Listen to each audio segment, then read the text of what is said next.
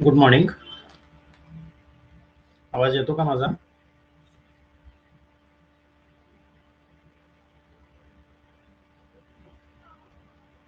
Hello, आवाज येतो का?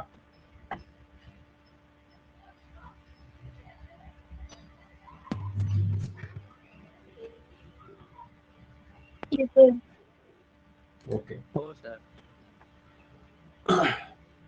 बघा, काल आपण फ्रॉड्स स्टार्ट केले होते. तो फ्रॉड्स किसे कहते हैं ये हमने देखा था. Intentional miss representation regarding financial information, जो भी फाइनेंशियल इंफॉर्मेशन है उसमें इंटेंशनली आप मिस रिप्रेजेंटेशन करेंगे बाय वन और मोर इंडिविजुअल्स अमंग मैनेजमेंट, एम्प्लॉयज और थर्ड पार्टीज. ये कोई भी कर सकता है, मैनेजमेंट कर सकता है, एम्प्लॉय कर सकते हैं, या थर्ड पार्टी भी मिस रिप्रेजेंटेशन जो है फाइनेंशियल इंफॉर्मेशन में कर सकती है. तो टाइप्स ऑफ फ्रॉड्स हमने देखे थे. Misappropriation of cash, embezzlement और डिफाल्केशन ऑफ कैश, मतलब कैश का फ्रॉड आपने किया है.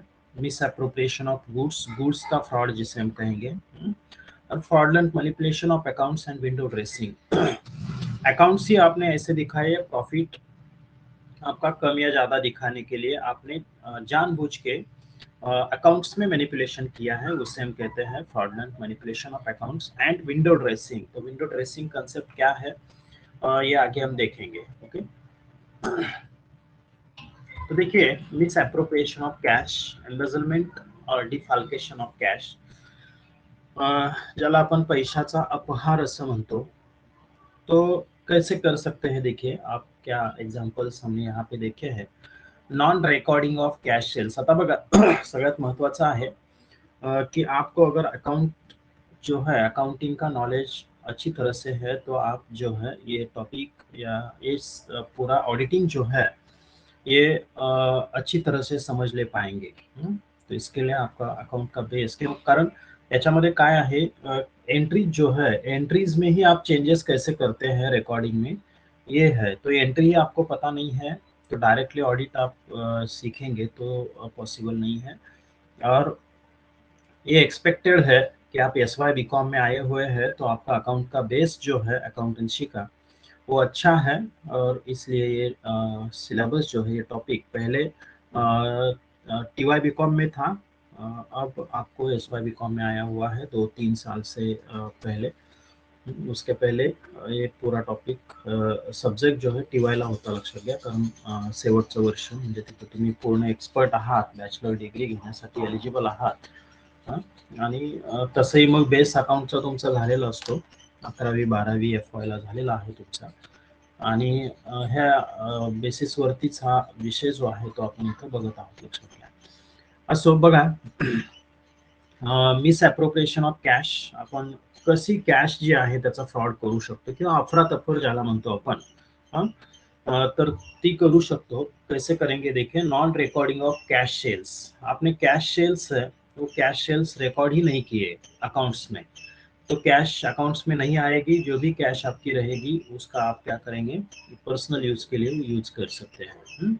रेकॉर्ड करायचंच नाही, लक्षात घ्या. जे काय तुमचे कॅश सेल्स असतील त्याचं रेकॉर्ड नाही केलं तर जी काही कॅश राहणार आहे, 10,000चे सेल तुम्ही रेकॉर्ड केले नाही, अकाउंट्समध्ये ते सेल दिसले नाहीत, लक्षात घ्या. अकाउंट्समध्ये दिसले नाहीत पण कॅश तुमच्याकडे आलेली आहे, ज्याला तुम्ही काय सेल केलेला असेल त्यांनी तुम्हाला 10,000 रुपीज पेड केलेले आहेत, तो 10,000 रुपीज जो भी उसने पेड किए हैं वो आप अपने पर्सनल यूज के लिए यूज करेंगे.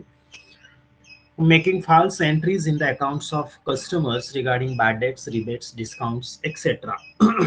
कस्टमर को देखिए, कस्टमर के अकाउंट में मिस्टर एक्स का अकाउंट है, मिस्टर एक्स का अकाउंट है, रेगुलर अकाउंट है, उसका बैलेंस है 10 लाख रुपीज, आपका डेटर है, आपको रिसीव होने वाली है 10 लाख रुपीज अमाउंट. या एग्जाम्पल साठी अपन 1 लाख रुपए कंसिडर करूँ. 1 लाख रुपीज जो है एक्स से आने वाले हैं, एक्स आपका डेटर है.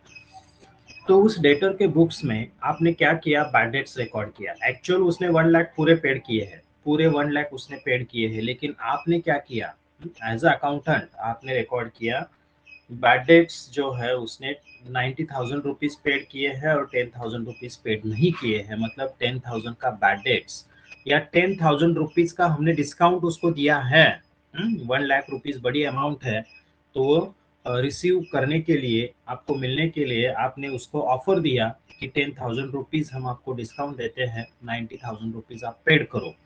लेकिन एक्चुअल में एक्स ने 1 लाख रुपीज ही पेड किए हैं। आपने उसके अकाउंट में रिकॉर्ड जो दिया, वो रिकॉर्ड क्या किया, रिकॉर्ड में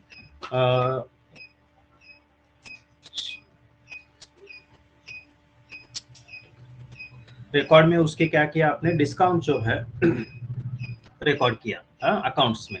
तो जो 10,000 रुपीज या 20,000 रुपीज आपने डिस्काउंट दिखाया है, वो आप अपने पर्सनल यूज के लिए यूज कर सकते हैं। ये कैश का फ्रॉड आपने किया है, misappropriation of cash. Showing payments against purchases never made, आपने कभी परचेस किया ही नहीं है, लेकिन आपने बुक्स ऑफ अकाउंट्स में रिकॉर्ड किया कि आपने कुछ मटेरियल परचेस किया है, कैश में परचेस किया, या क्रेडिट पे परचेस किया, ऐसे आपने कल रिकॉर्ड किया, आज उसका पेमेंट किया, ऐसे आपने रिकॉर्ड किया, लेकिन एक्चुअल में परचेसेस हुए ही नहीं है। तो जो भी आपने परचेसेस रिकॉर्ड किए हैं 1 लाख 10 लाख जो भी, तो उसकी जो कॅश आहे वो आप मिस अप्रोप्रिएट करेंगे ॲज अ अकाउंटंट। आपण अकाउंटंटच्या भूमिकेतून हे बघत आहोत, लक्षात घ्या। त्यामुळे ॲज अ अकाउंटंट आप क्या करेंगे कि जो भी आपने फॉल्स एंट्री रिकॉर्ड की है, उससे उसके अमाउंट आप मिस अप्रोप्रिएट करेंगे। Non recording of credit notes for purchase return, देखिए आता क्रेडिट नोट आणि डेबिट नोट हे आपल्याला माहित आहे, लक्षात घ्या, तुम्ही बेसिक शिकलेला आहात। तो क्रेडिट नोट जो है परचेस रिटर्न जब आप करते हैं, परचेस आपने किया है मिस्टर एक्स से, तो एक्स को आपने गुड्स रिटर्न किए, तो एक्स आपको क्रेडिट नोट भेजेगा। क्रेडिट नोट का मतलब है कि आपने 10,000 रुपीज के गुड्स रिटर्न भेजे थे, तो आपके अकाउंट्स में से क्रेडिट बैलेंस जो था वो हमने उसको 10,000 से डेबिट किया हुआ है, डेबिट किया हुआ है। मतलब आपके अकाउंट में मिस्टर एक्स से परचेस किया है, तो एक्स को क्या हुआ, कैश उतना रिसीव हुआ, ऐसा उसका मीनिंग हुआ। तो क्रेडिट नोट जो है आपने परचेस रिटर्न किए थे, लेकिन क्रेडिट नोट जो एक्स से मिली है आपको, उसका आपने उसके अकाउंट्स में रिकॉर्ड ही नहीं किया, मिस्टर एक्स के अकाउंट में उसका रिकॉर्ड ही नहीं किया। इसका मतलब क्या हुआ कि आपको पूरी अमाउंट उसको पेड करनी है। 1 लाख के आता बघा, हे इथं मी काढून नाही दाखवू शकत, हे जर ऑफलाईन असतं तर आपण याच्यावरती चर्चा बऱ्यापैकी करू शकलो असतो। मिस्टर एक्स जो है, मिस्टर एक्स, उसका बैलेंस आपके बुक्स में क्रेडिट रहेगा, बराबर ना, क्योंकि आपने परचेसेस किया है।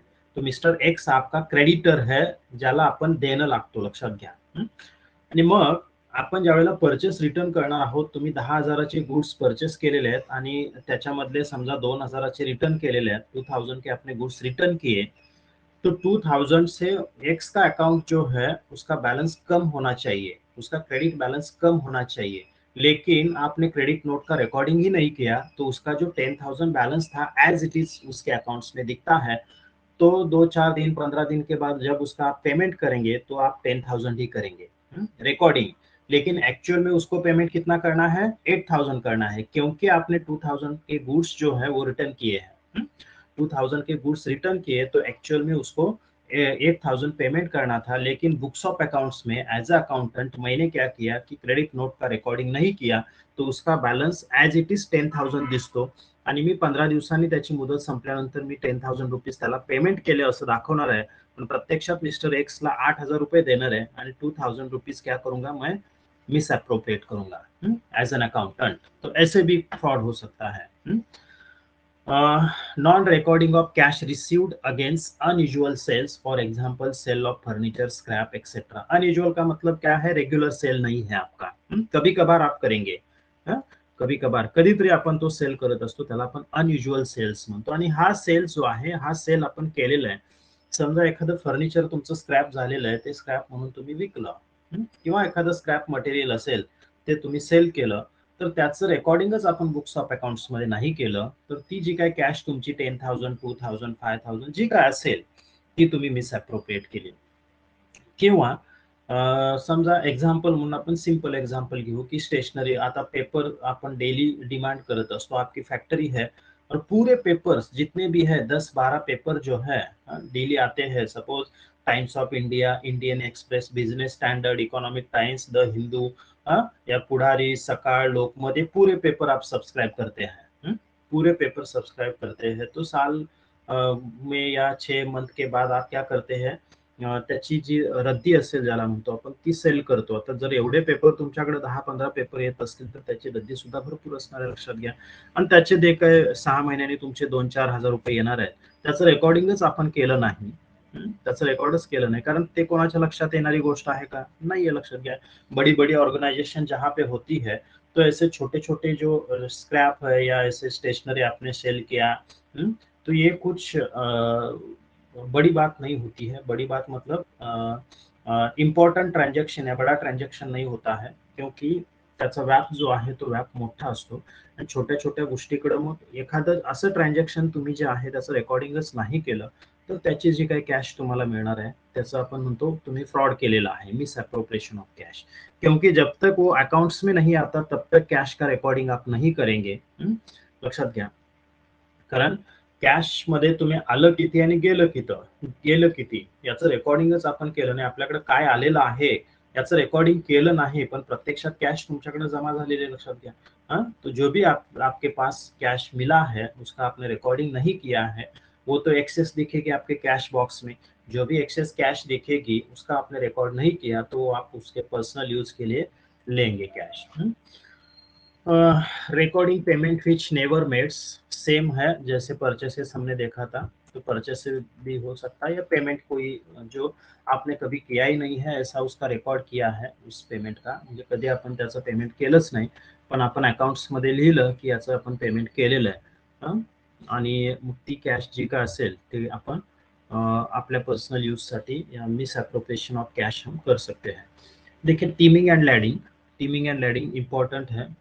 जसं मी मगाशी सांगितलं ते मी तुम्हाला करून दाखवलं असतं. जस्ट वेट मिस्टर, या सिंपली मी बघा एक्सप्लेन करतो. टीमिंग एंड लैडिंग का मतलब क्या है. सपोज आपके डेटर्स है और डेटर्स जो है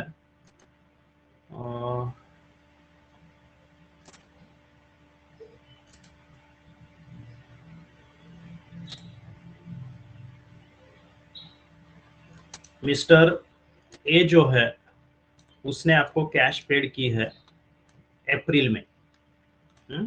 अप्रैल में सपोज 10,000 रुपीज आपको कैश पेड की है. कधी यूज केला नाही हा बोर्ड, एक मिनिट जस्ट बघतो.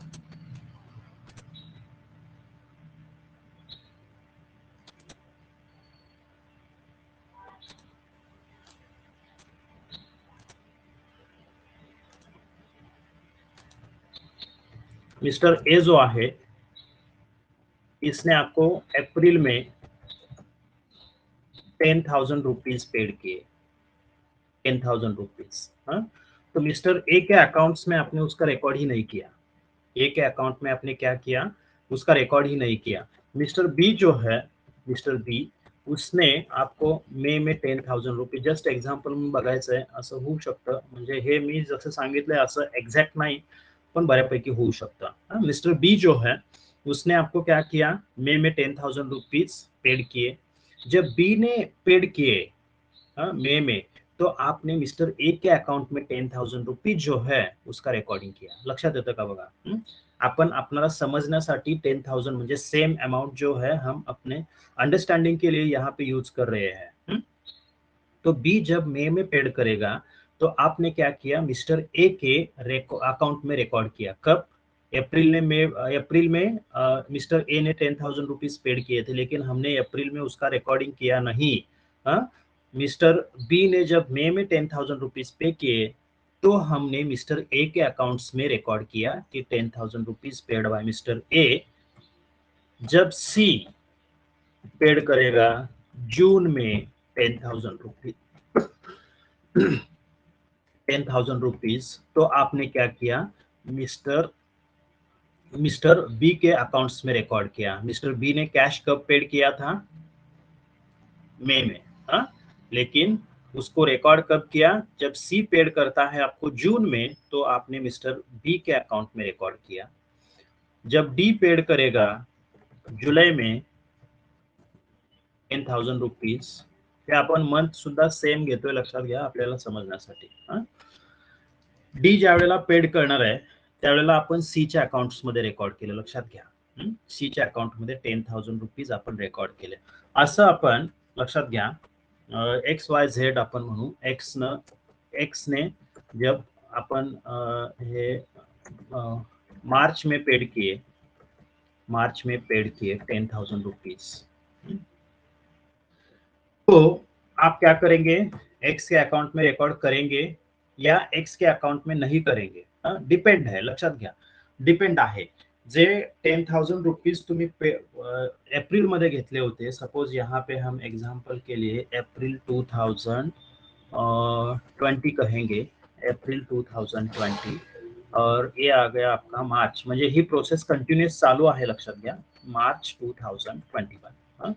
ऐसे हम यहाँ पे कंसिडर करेंगे. तो मार्च 2021 में जब एक्स 10,000 रुपीज पेड करेगा, तो या तो आप उसके पहले सपोज पी ने दिया है, यस ने दिया है, जो भी उसके अकाउंट्स में रिकॉर्ड करेंगे, या दोनों के अकाउंट में उसका आप रिकॉर्डिंग कर सकते हैं. एग्जाम्पल म्हणून आपण आणखी एक पी कन्सिडर करू आपण इथं, यानी फेब्रुवारी मध्ये दिले, फेब्रुवरी 2021 में 10,000 रुपीज पेड किए. तब आपने पी के अकाउंट्स में रिकॉर्ड नहीं किया था, पी के अकाउंट्स में रिकॉर्ड नहीं किया था, लेकिन जब एक्स पेड करता है मार्च में, तो आपने पी के अकाउंट में भी रिकॉर्ड किया और एक्स के अकाउंट्स में भी रिकॉर्ड किया. दोनों पॉसिबिलिटीज है. देखिए, मार्च में जब 10,000 रुपीज आपको मिले, तो दोनों अकाउंट्स में आपने एंट्री कर दी. तो मिस्टर ए ने जो अप्रैल 2020 में 10,000 रुपीज दिए थे, वो आपने मार्च 2021 तक यूज किए, मार्च 2021 तक यूज किए, मतलब पूरे साल भर 10,000 रुपीज आपने यूज किए. इसका मतलब है आपने फ्रॉड किया हुआ है. क्योंकि कंपनी का पैसा जो है, कंपनी का पैसा आपने विदाउट परमिशन आपने वो पैसा पूरे साल भर यूज किया है, या आपने एक्स के अकाउंट्स में यहाँ पे रेकॉर्ड ही नहीं किया. एक्स ने पैसे दिलेच नाहीत मार्च मध्ये, असं आपण तिथे रेकॉर्ड केलं, लक्षात घ्या. पण जनरली टीमिंग अँड लॅडिंग मध्ये इथं रेकॉर्डिंग केलं जातं, लक्षात घ्या.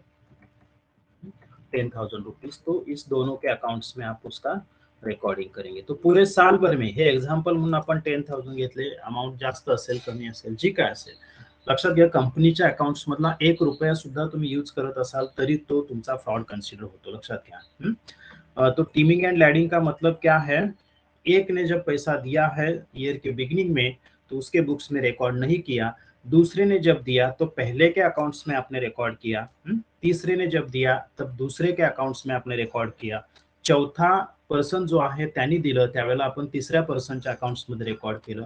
आणि ही सिरीज जी आहे, ही ट्रान्झॅक्शनची सिरीज आपण वर्षभर करतोय, लक्षात घ्या. आणि वर्षाच्या शेवटी मग 2 ट्रान्झॅक्शन आपण रेकॉर्ड केले, बरोबर ना, मार्च मध्ये. म्हणजे एनी दिलेले 10,000 रुपीज जे आहेत ते मी मार्च पर्यंत वापरले, या फ्रॉडला आपण म्हणत असतो टीमिंग अँड लॅडिंग. लक्षात आलं का तुमच्या, याला म्हणत असतो टीमिंग अँड लॅडिंग.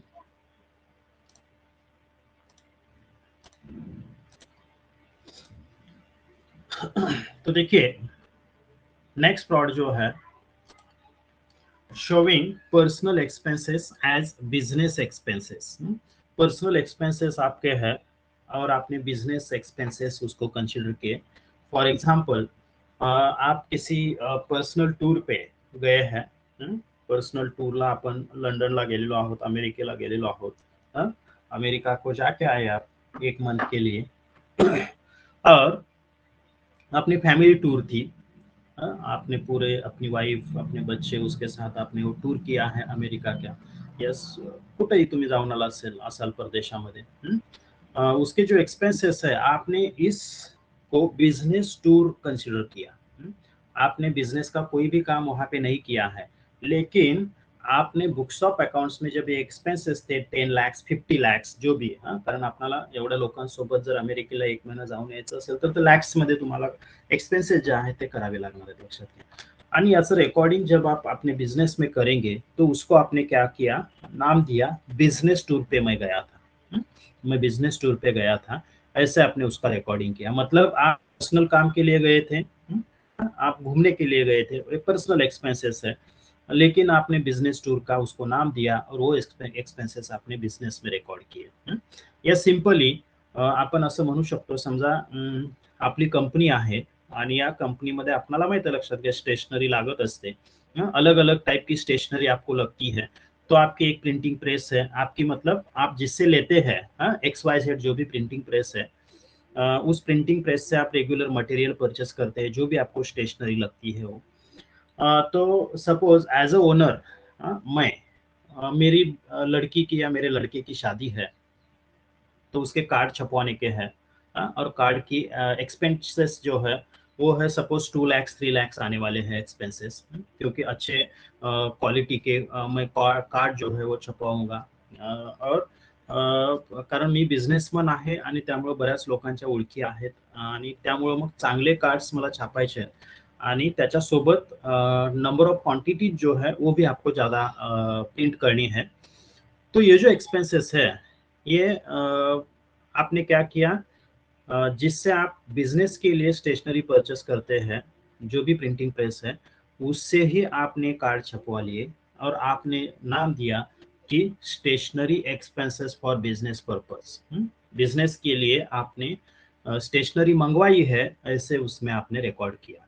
तो ये क्या हुआ, आपके पर्सनल एक्सपेंसेस है, लड़के की शादी या लड़की की आपके शादी और आपकी कंपनी के एक्सपेन्सेस, इसका कुछ लेना देना नाही आहे। बघा आपण बघत असतो goods use for personal purpose, आपण काय दाखवत असतो बरं, आपण त्याला ड्रॉइंग म्हणत असतो, लक्षात घ्या।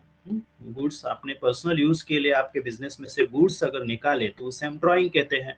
तो ड्रॉइंग की जगह आपने रिकॉर्ड क्या किया, ये जो एक्सपेंसेस है, suppose 3 lakh rupees expenses printing press के हैं, आपके वेडिंग का कार्ड जो आपने प्रिंट किया है, वेडिंग कार्ड प्रिंटिंग एक्सपेंसेस जो है वो आपने क्या किया, बिजनेस स्टेशनरी ऐसे दिखाया।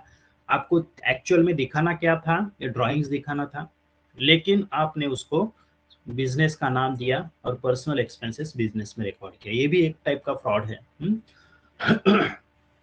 Showing the same payment twice, एक ही पेमेंट किया है आपने, लेकिन उसका रेकॉर्डिंग 2 टाइम किया, जानबूझ के किया, लक्षात घ्या।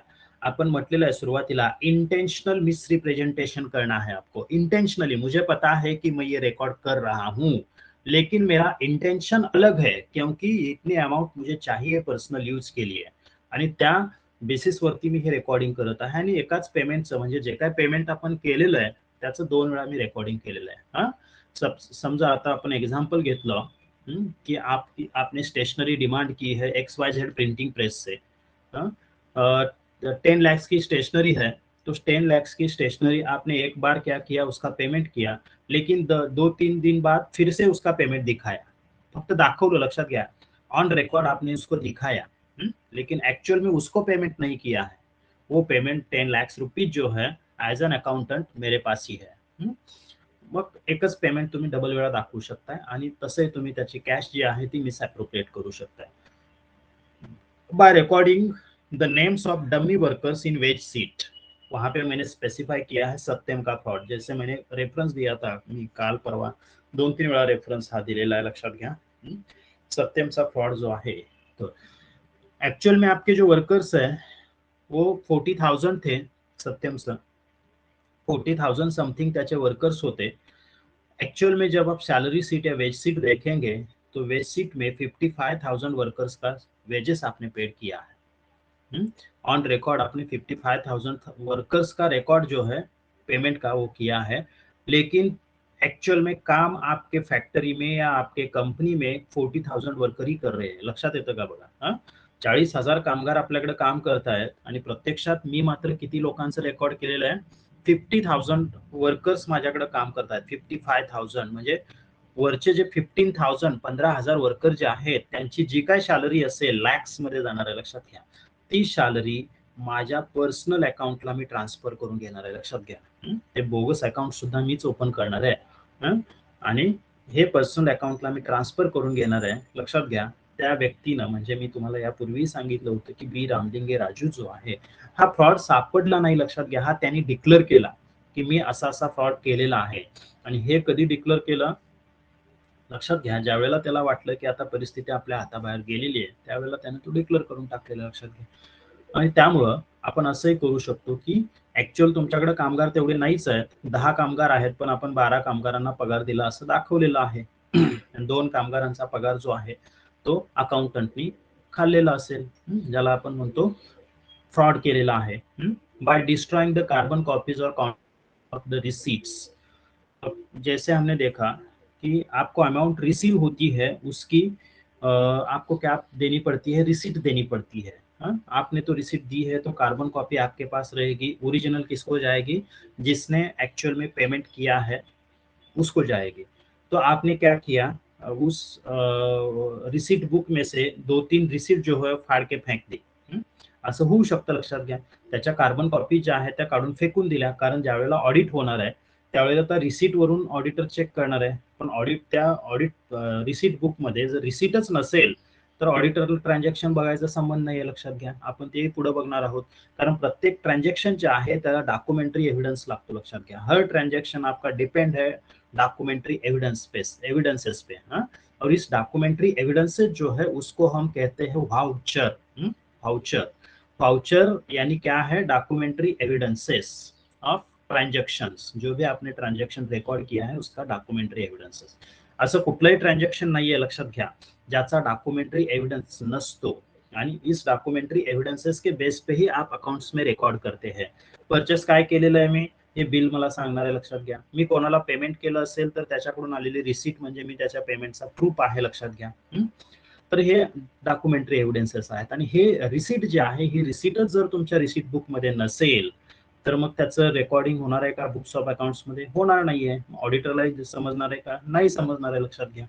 त्यामुळं कार्बन कॉपीज जो आपकी रिसीट बुक में है वो अगर आपने डिस्ट्रॉय किए या फाड़ के फेंक दिए तो उतनी जो कैश उस 2-3 जो भी रिसीट्स आपने फाड़ के फेंक दिए हैं उसका रिकॉर्ड बुक्स ऑफ अकाउंट्स में नहीं रहेगा, वो कैश आप अपने पर्सनल यूज के लिए यूज कर सकते हैं. देखिए, नेक्स्ट फ्रॉड का टाइप जो है वो है miss appropriation of goods. Goods का मिस एप्रोप्रिएशन किया, गुड्स में आपने फ्रॉड किया. तो देखिए, गुड्स रिसीव्ड जो होते हैं उसमें आप फ्रॉड कर सकते हैं. वो कैसे करेंगे, not recording of goods received. आपने परचेस किया है, गुड्स आपको रिसीव भी हुए हैं, परचेस बिल का रिकॉर्डिंग आपने किया, लेकिन स्टोर्स बुक्स में आपने जितने गुड्स आए हुए हैं उसका रेकॉर्डिंग ही नाही किया. गोडाऊन मध्ये आपण त्याचं रेकॉर्डिंगच केलं नाही, लक्षात घ्या. एवढे गुड्स आपल्याकडे आलेले आहेत असं दाखवलंच नाही. तर मग ते जेवढे गुड्स असतील ते तुम्ही पर्सनल यूज साठी करू शकता. Not recording of goods received. Recording goods received at lower quantity, 10,000 quantity आपको गुड्स रिसीव हुए हैं, लेकिन आपने उसका रिकॉर्ड किया 9,500 क्वांटिटीज ही रिसीव हुए हैं, ऐसे रिकॉर्ड किया. तो 500 क्वांटिटीज जो है उसका रिकॉर्ड आपने बुक्स में किया ही नहीं है. तो 500 क्वांटिटीज क्या किया आपने, पर्सनल यूज के लिए या आप बाहर पर्सनली आप सेल कर सकते हैं. असं होऊ शकतं, लक्षात घ्या. सेल कर सकते हैं म्हणजे तुम्ही कन्सिडर कराल की आपण हे करायला पाहिजे. पण तसं नाहीये, जस्ट आपण एक्झाम्पल बघत आहोत की आपण 500 क्वांटिटीज बाजूला काढू शकतो, लक्षात घ्या. म्हणजे ते माझ्या पर्सनल बेनिफिटसाठी असेल, इंटेन्शनली मी काढलेलं, लक्षात घ्या. 10,000 क्वांटिटीज रिसीव्ह झालेल्या आहेत पण रेकॉर्ड करताना मी 9,500 केलेल्या आहेत. 500 क्वांटिटीज ज्या आहेत त्या 500 क्वांटिटीज मी बाजूला करून टाकल्या. तो ये जो है गुड्स रिसीव्ड में 2 टाइप से आप कर सकते हैं. जितने आए हुए क्वांटिटीज है उसका पूरा रिकॉर्डिंग नहीं किया, या जितने आए हुए क्वांटिटीज है उसमें आपने शॉर्ट क्वांटिटीज रिकॉर्ड किए, लोअर क्वांटिटीज रिकॉर्ड किए, जितने आए हुए हैं उससे कम क्वांटिटीज का रिकॉर्ड किया. तो इसके लिए ये अगर फ्रॉड आपको ढूंढना है एज एन ऑडिटर तो क्या करना है आपको, auditor should check stock register. ऑडिटरला स्टॉक रजिस्टर चेक करावं लागेल. जसं मी आता सुरुवातीला सांगितलं की स्टॉक रजिस्टर म्हणजे गोडाऊन मध्ये स्टॉक रजिस्टर असतं. गोडाऊन मध्ये गुड्स आलेलेच नाही आहेत असं जर तुम्ही रेकॉर्ड केलं, म्हणजे त्याचं रेकॉर्डिंगच नाही केलं तर मग ते अवघड होणार आहे, लक्षात घ्या. त्याच्यासाठी तुम्हाला परचेस रजिस्टर बघावं लागेल. परचेस रजिस्टर आणि स्टॉक रजिस्टर याच्यामध्ये काय फरक आहे का तो चेक करावा लागेल. तो ऑडिटर को क्या करना है, स्टॉक रजिस्टर चेक करना है जो कि गोडाउन में होता है. परचेस रजिस्टर जे की अकाउंट्स डिपार्टमेंट मध्ये असतं, लक्षात घ्या. इंटरनल चेक सिस्टम क्या है ये आपको देखना है. Internal check, internal control system काय असतात हे आपण बघणार आहोत, लक्षात घ्या. पुढे इंटरनल चेक और इंटरनल कंट्रोल सिस्टम जो है वो केयरफुली उसको एग्जामाइन करनी है ऑडिटर को. और इसमें अगर कुछ क्या कहते हैं वीक इंटरनल चेक और इंटरनल कंट्रोल सिस्टम अगर आपकी वीक है तो ऑडिटर को केयरफुली काम करना है. और इंटरनल चेक और इंटरनल कंट्रोल सिस्टम अगर स्ट्रॉंग है, इंटरनल चेक आणि इंटरनल कंट्रोल याचा रेफरन्स आपल्याला इथून पुढे कंटिन्युअस राहणार आहे, लक्षात घ्या. आणि ती जर स्ट्रॉंग असेल तुमची इंटरनल कंट्रोल सिस्टम तर मग ऑडिटरने थोडं इकडे तिकडे केलं तरी चालू शकतं. लक्षात, इकडे तिकडे याचा अर्थ काय, काही ट्रान्झॅक्शन टेस्ट चेक करणं. टेस्ट चेक म्हणजे काय तेही बघू आपण. म्हणजे सगळे ट्रांजेक्शन चेक नहीं करत आपण तिथे त्याला टेस्ट चेक म्हणतो, लक्षात घ्या. कुछ ट्रांजेक्शन आपने सिलेक्ट किए वो होता है टेस्ट चेक. तो अगर आपकी इंटरनल कंट्रोल सिस्टम स्ट्रांग है तो ऑडिटर टेस्ट चेक फॉलो करता है, और इंटरनल कंट्रोल सिस्टम आपकी वीक है तो ऑडिटर 100% चेकिंग पे डिपेंड रहता है. तो ये ऑडिटर को चेक करना है कि आपकी internal check system, control system कैसी है, ये एग्जामाइन करना है. नेक्स्ट देखिए, गुड्स सोल्ड में आप कैसे फ्रॉड कर सकते हैं. रिकॉर्डिंग ऑफ डमी और फिक्टिशियस सेल्स, जिसका सेल आपने किया ही नहीं है उसका रिकॉर्डिंग करना है, और जितनी क्वांटिटीज का आपने रिकॉर्ड किया है वो क्वांटिटीज आप पर्सनल यूज के लिए यूज कर सकते हैं. आज आपने रिकॉर्ड किया कि 10 क्वांटिटीज सेल किए हैं, लेकिन 10 क्वांटिटीज जो है एक्चुअल में सेल नहीं हुआ है उसका. मी काय केलं, 10 क्वांटिटीचा सेल रेकॉर्ड केला पण तो मी माझ्यासाठी यूज केला, लक्षात घ्या. Recording of actual sales twice, जैसे पेमेंट में होता है वैसे यहाँ पे मिस्टर एक्स को आपने 10,000 क्वांटिटीज सेल किए हैं, एक ही बार सेल किए हैं, लेकिन उसका रिकॉर्डिंग 2 बार किया आपने. मिस्टर एक्स को 10,000 क्वांटिटी जो है वो कैश पे सेल किए, ऐसे आपने 2 बार रिकॉर्डिंग किया. Recording of actual sales at higher quantity, जैसे आप परचेस में लोअर क्वांटिटी करते हैं वैसे हायर क्वांटिटी आपने सेल किए हैं 10,000, रेकॉर्ड किया 10,500. लक्षात येतं का बघा, 10,000 क्वांटिटी सेल झाल्या असं मी रेकॉर्ड केलं, पण प्रत्यक्षात 10,500 क्वांटिटी सेल केल्या असं रेकॉर्ड केलं, पण प्रत्यक्षात सेल करताना मी त्याला दिलेले आहेत किती, फक्त 10,000 क्वांटिटीज, लक्षात घ्या. तर असंही होऊ शकतं. त्यामुळं बघा, ज्या वेळेला मोठ्या मोठ्या कंपनीज आहेत कोणतेही गुड्स काउंट केल्याशिवाय ते गोडाऊन मध्ये एंट्री करत नाहीत, लक्षात घ्या. कारण बिलामध्ये चुका असू शकतात आणि ह्या चुका काही वेळेला बाय मिस्टेक होऊ शकतात किंवा जाणीवपूर्वक सुद्धा केलेल्या असू शकतात, लक्षात घ्या.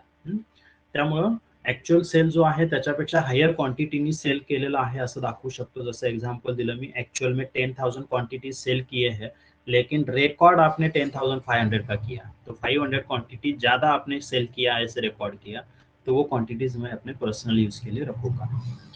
And miss appropriating the balance quantities of goods, तो मिस अप्रोप्रिएट वो करेंगे बैलेंस का, मतलब 10,000 और 10,500 में से डिफरेंस 500 का आप यूज करेंगे. Auditor should check sales register, ऑडिटरला सेल्स रजिस्टर चेक करावं लागेल, स्टॉक रजिस्टर चेक करावं लागेल carefully. Check quantities with delivery challan, delivery challan आपको मिलता है, ट्रान्सपोर्ट सोबत डिलिव्हरी चलन येतं, लक्षात घ्या आपल्या, आणि ते ऑडिटरनी चेक केलं पाहिजे क्वांटिटीज त्याच्यावरती किती आहेत. Auditor should see that there is a proper internal check and control system over sales, sales वरती इंटरनल कंट्रोल सिस्टम प्रॉपर आहे का, स्ट्रॉंग आहे का, हे ऑडिटरनी चेक केलं पाहिजे. गुड्स ऍक्च्युअली स्टोलन, बघा डायरेक्टली चोरीच करायची, जे काय तुमचं गोडाऊन असेल तिथून चोरीच करायची. गुड्स में भी एक्चुअली स्टोलन, गुड्स एक्चुअली में वहां से आपको उठाने हैं, और misappropriated from godown, godown से डायरेक्ट चोरी करायची आपल्याला, और वेयर हाउस और showroom from the client. Auditor should give surprise visit and check stock as per stock register. तो यहाँ पे क्या कर ऑडिटर क्या करेगा, सरप्राइज विजिट. सरप्राइज विजिट का मतलब क्या है, आप क्लाइंट को नहीं बताएंगे कि मैं आज आपके ऑफिस में आ रहा हूँ, डायरेक्टली जाना है और स्टॉक रजिस्टर वहां पे चेक करना है. एक्चुअल और फिजिकल दोनों स्टॉक चेक करना है. एक्चुअल आणि फिजिकल म्हणजे फिजिकल आणि रजिस्टर, स्टॉक रजिस्टर में जितना दिखाया है उतना ही स्टॉक एक्चुअल में आपके पास है या नहीं है ये देखना. For example, simply me example देतो, सिंपल एग्जाम्पल, की तुम्ही आपण आता SY BComच्या क्लासरूम मध्ये बसतो, त्या क्लासरूम मध्ये समजा 50 डेस्क आहेत, एकच क्लासरूम आहे असं आपण कन्सिडर करू सध्या, आणि बुक्स ऑफ अकाउंट्स मध्ये तिथं दाखवलेले आहेत 60 डेस्क SY बीकॉमच्या क्लासमध्ये आहेत असं कॉलेजच्या डेस्कटॉप रजिस्टर मध्ये दिसतं. लक्षात घ्या, कॉलेजचे जे असेट मेंटेन करते कॉलेज त्याच्यामध्ये दिसतं की SY बीकॉमच्या क्लासमध्ये 60 बेंचेस अवेलेबल आहेत. पण ज्यावेळेला आपण काउंट करणार आहोत त्याला म्हणतो आपण फिजिकल स्टॉक, ऍक्च्युअल और फिजिकल स्टॉक. लक्षात घ्या, ज्यावेळेला आपण त्या क्लासमध्ये जाऊन डेस्क या बेंच काउंट करते हैं तो उसे हम कहते हैं फिजिकल काउंटिंग या फिजिकल वेरिफिकेशन ऑफ स्टॉक. हाँ, तो वहां पे 60 मिलते हैं या उससे कम मिलते हैं, उससे ज्यादा मिलते हैं, ये अलग बात है. उससे कम मिले हैं तो जो सपोज 55 डेज का आपको वहां पे मिले तो रिकॉर्ड में 60 है तो 55 क्यों मिले, हाँ, इसका क्लैरिफिकेशन अकाउंटेंट देगा. क्या हुआ है 5 डेज का, हाँ, उसका रेकॉर्ड कहाँ पे है, वो कहाँ पे ट्रान्सफर किए है, मग ते तुम्ही काय केलेलं आहे, विकलेलं आहे का, काय झालेलं असेल ते अकाउंटंट सांगेल. लक्षात घ्या, ऑडिटर ज्या वेळेला हे सरप्राइजली करणार आहे त्यावेळेला हे पॉसिबल आहे. लक्षात घ्या की ह्या अशा गोष्टी ज्या आहेत त्या बाहेर येऊ शकतात. तो ऑडिटर को क्या करना है, सरप्राइज विजिट जो है क्लाइंट के ऑफिस में देनी है और एक्चुअल स्टॉक जो है स्टॉक रजिस्टर से चेक करना है. बघा, फ्रॉडलेंट मैनिपुलेशन ऑफ अकाउंट्स, तो ये जो पार्ट है ये लगता है हम कल स्टार्ट करें. कारण आपण हा पार्ट जो आहे तो उद्या स्टार्ट करू. मॅनिप्युलेशन ऑफ अकाउंट्स हा जनरली मॅनेजमेंट फ्रॉड करत असतो. लक्षात घ्या. तर याच्यामध्ये बघा सिक्रेट रिझर्व आणि विंडो ड्रेसिंग दोन्ही याच्यामध्ये येत असतात. ठीक आहे, एवढा पार्ट बघू आपण. Fraudulent manipulation of accounts.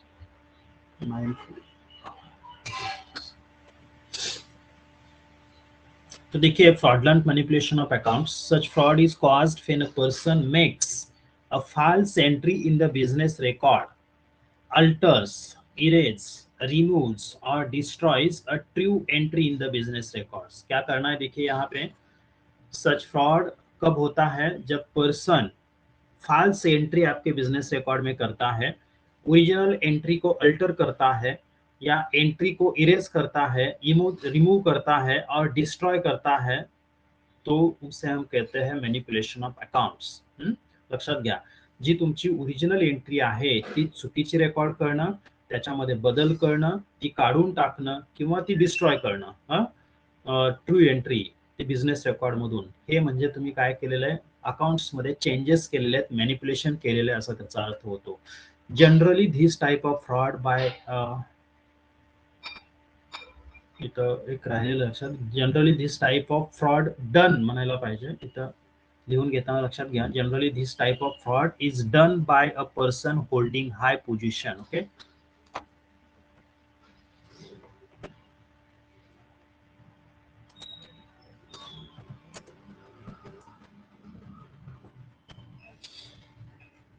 Generally ये जो फ्रॉड है, जो हाई पोजीशन यानी टॉप मैनेजमेंट जो होता है, वो टॉप मैनेजमेंट ये इस टाइप का फ्रॉड जो है वो करता है.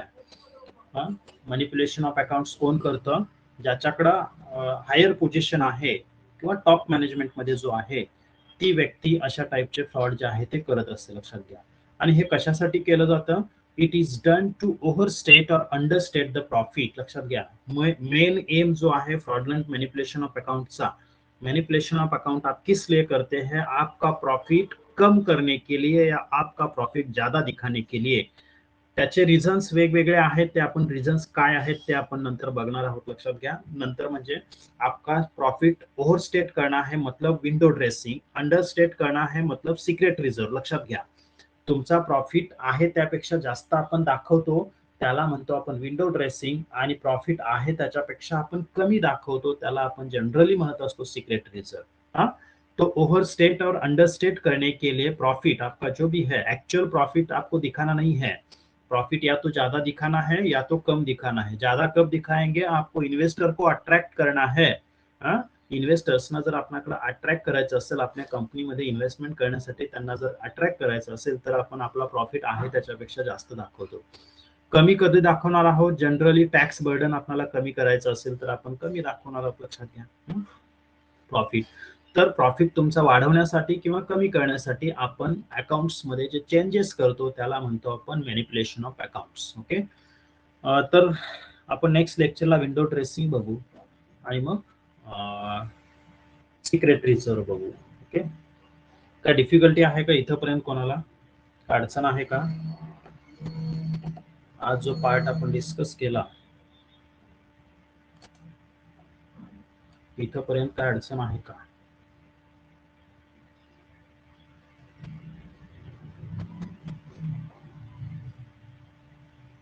हॅलो,